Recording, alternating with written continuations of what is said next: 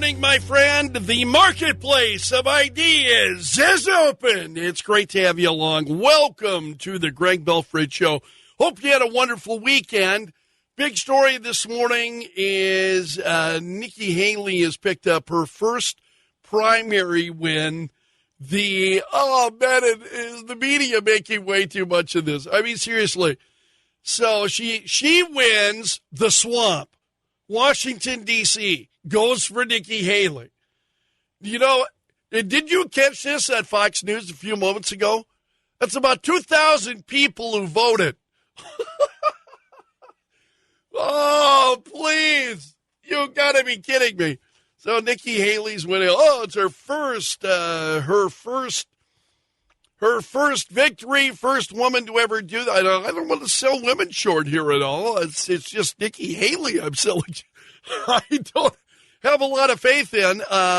So she won the swamp with nearly 63% of the vote. And this is as you've heard this morning, is headlining Fox News. You know, there were a few other contests that also took place over the weekend in which Nikki Haley did not fare so well. Donald Trump on Saturday easily won the Republican caucuses in Michigan, Missouri, Idaho. So the Trump train continues. So this was in all three states, Trump trounced Nikki Haley.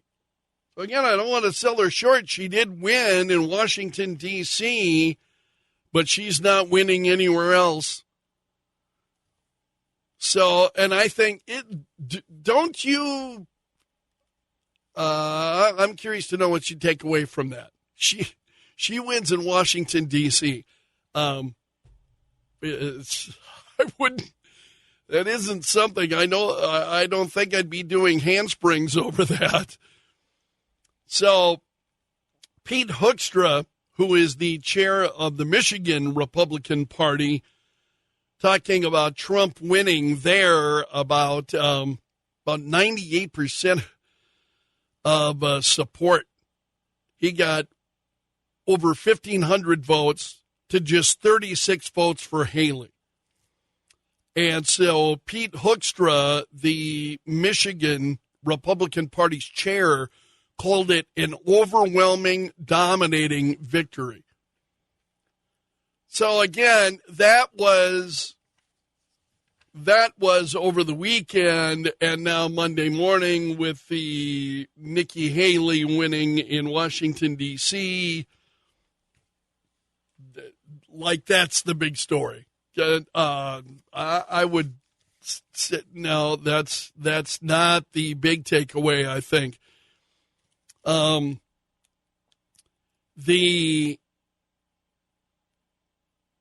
This came up on the Sunday shows, and Steve Kornacki of NBC News was talking about it, and some of this he was referring to on-screen graphics, so bear with this. But what he's saying is that Nikki Haley is looking at getting annihilated on Super Tuesday. He said, this is, as we all say, assuming that Nikki Haley does not pull off the mother of all miracles on Tuesday, because right now, here's the Republican race. And then they put the delegate count up on the screen, and he says, Trump by a 10-1 margin, leading Nikki Haley. And you can see what's going to come up Tuesday, so let me call those up. These are all the states and the results we've had so far. But let's call up the big one, Super Tuesday here, and take a look at this map. I think you'll see the challenge Haley faces. Here's all the states. And, said you start, it's the map, and it's all the rules. California, you would think, is a great state for Nikki Haley. Closed primary, independents can't vote, Democrats can't vote, and it's winner take all. If Trump just gets 50% plus one, he gets all 169 delegates out of California. A lot of states are like that. Alabama is essentially a winner-take-all. Arkansas is essentially a winner-take-all. Texas is, at the statewide level, essentially winner-take-all. And he says the bottom line here for Nikki Haley, when you look at this map, 40%'s not going to cut it unless she's winning states, winning multiple states on Tuesday. She's going to get buried in a delegate avalanche. That was his perspective, and again, he was careful to say, this assumes Nikki Haley does not pull off the mother of all political miracles. As an observer, do you see that happening? I would find, what I have seen? I'll tell you what I'm seeing. More and more frustration and anger at Nikki Haley for the things she's saying. I don't see that translating. I don't see all of this support out there for Nikki Haley. It's not there. Where is it? Outside of Washington, D.C., where is it? It just is not out there. I'm not saying there aren't folks that like Nikki Haley, support Nikki Haley, but where's the wave of support? It's not there. It's just not there. Also, there were some polls that came out here that were pretty wild. The New York Times, it's a new Siena College poll released by the New York Times. Donald Trump mentioned this over the weekend. Shows that this is an overwhelming majority, 73% say Joe Biden is too old to be an effective president. 73%. This is the leftist New York Times coming out with this poll. So the Times headline warned the polling results were a grave threat for Biden's reelection. And Donald Trump talked about this over the weekend. He told he was appearing then. He did a campaign rally on Saturday night in Richmond, Virginia. And the article had not come out yet, but Trump knew it was coming. Trump knew this article was coming out Sunday in the New York Times. And so Trump Saturday then previews this, and he says, I'm running for president and leading big in all the polls, he said. I mean, when the New York Times has this front page story tomorrow, you'll see, it just came out, Trump is killing this guy. They're not happy, I guess. Maybe they are happy. I mean, frankly, they did the best they've ever done during 4 years of Trump. They were doing much better than they do right now, he said. So, 73%, and I've got the New York Times poll, and I printed out the story as well as some other reporting on the New York Times poll, but it's huge. It's just absolutely huge. You got 73% of voters that are saying that Joe Biden is too old to be president.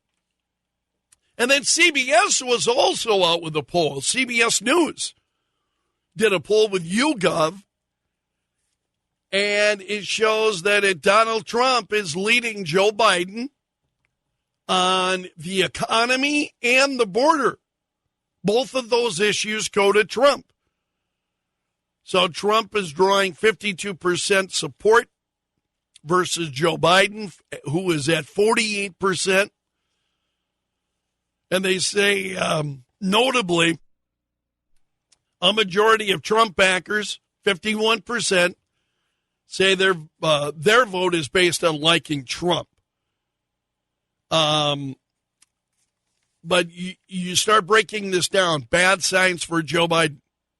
All right? And these are all bullet pointed. 66% say things in America are going badly under Joe Biden.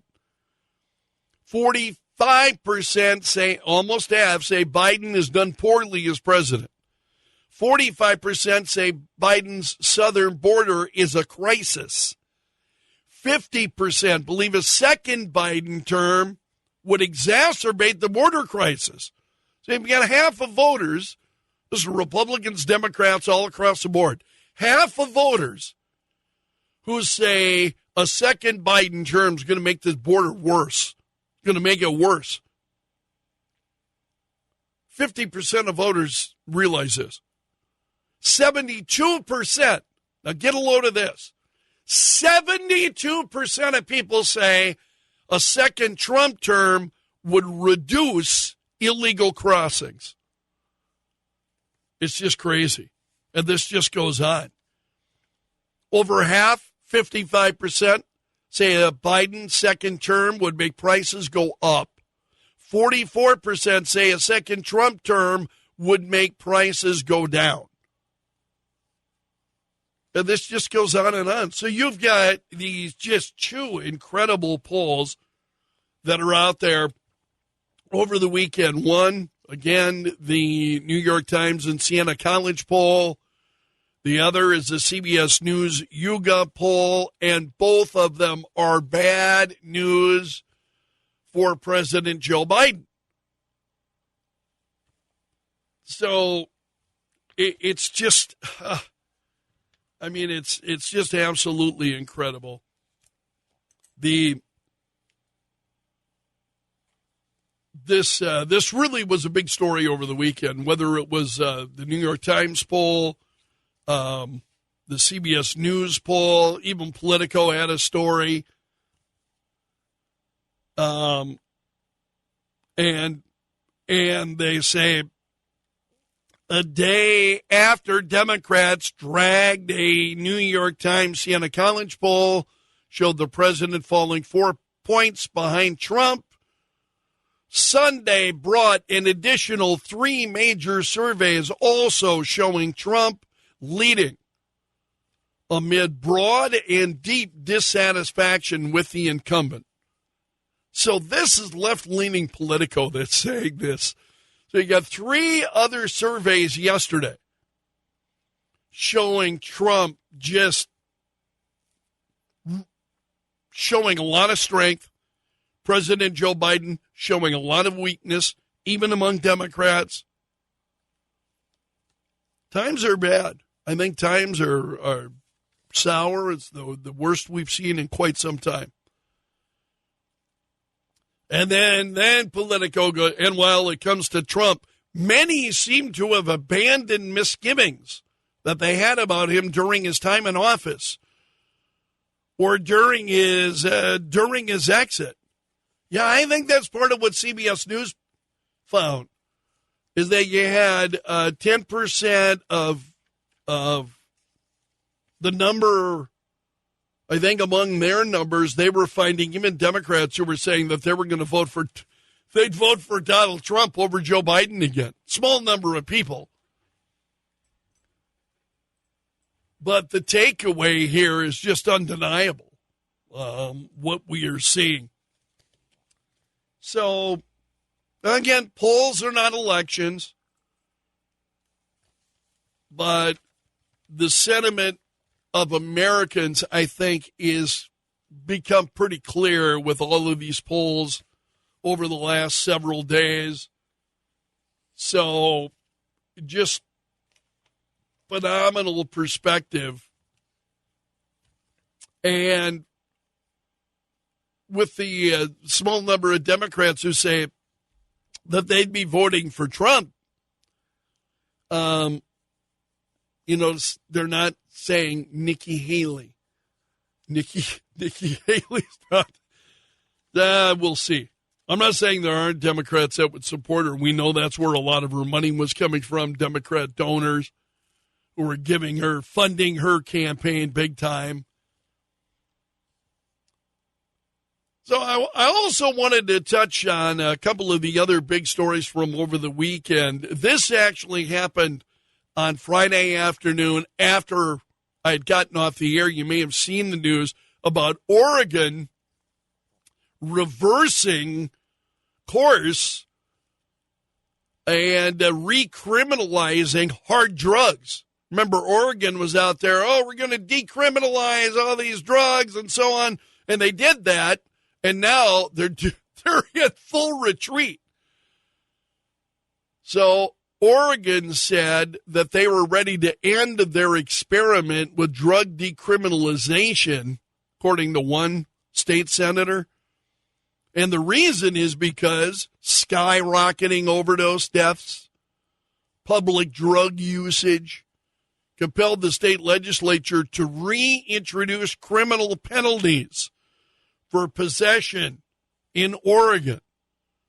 State Senator Tim Knott said about 4 Oregonians a day are dying because of overdoses, he said.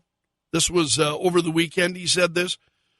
The voters of Oregon were sold the bill of goods through an initiative that was on the ballot. This is one of the reasons that I would caution you to be very, very careful about what you're voting for. Oregon would be an example. Be deadly careful about what you're voting for, especially in South Dakota, where it's fairly easy to get anything on the ballot. What it boils down to is you've got leftists then who all manner of just destructive things that they want to pass, and it'll be on the ballot. You've got to be incredibly careful, and Oregon would be an example. And Senator Knopp said the voters of Oregon were sold a bill of goods through an initiative that was on the ballot. It decriminalized all hard drugs, fentanyl, heroin, cocaine, methamphetamine. Those were all decriminalized in Oregon. And he said instead of treatment that the voters thought they were going to get for their family and friends who were on drugs and addicted, they ended up getting unbridled drug use. Drug sales all over our major cities across Oregon. It turned into an exponential increase in overdose deaths.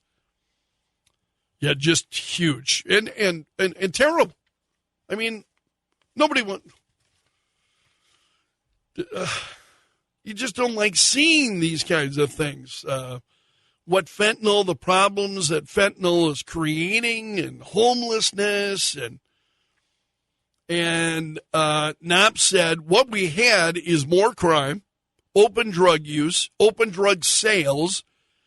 And you see people pretty much everywhere on drugs, and they were literally dying before our eyes on the streets of Portland and Eugene and Salem and major cities across Oregon.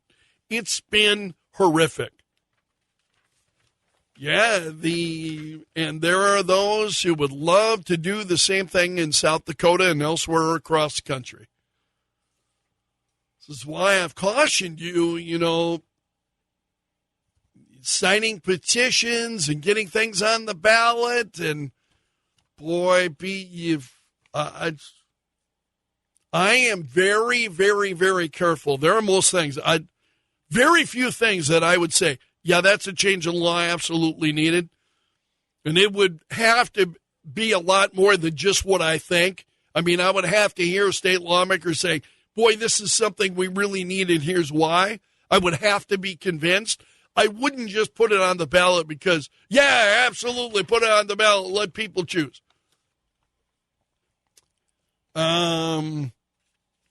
People don't make wisest choices on a lot of this stuff. Oh, freedom, let people choose.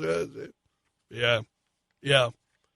Look what they're having to do now in Oregon, backpedaling from what they have done. And meanwhile, then how many people have died in the interim for that experiment? How many people have lost their lives? I'm not saying all fentanyl users are because of the decriminalization, but when you decriminalize fentanyl, heroin, cocaine, methamphetamine, that was a bad idea from the very beginning. So it's not surprising to see Oregon backtracking on that. Also, did you see the former chief of the U.S. Border Patrol was interviewed by 60 Minutes? And he told 60 Minutes that President Biden never spoke to him during his 2 years on the job. This is Raul Ortiz. He served as the chief of Border Patrol under President Biden and then deputy chief under former President Trump. He retired in May of 2023. And Ortiz says, this is an interview that aired yesterday, he expressed particular frustrations for President Biden, saying that in his 2 years in office, I never had one conversation with the president or vice president. I was chief of the Border Patrol. I commanded 21,000 people. That's a problem. Never once had a conversation with President Joe Biden. And those are the big stories this morning.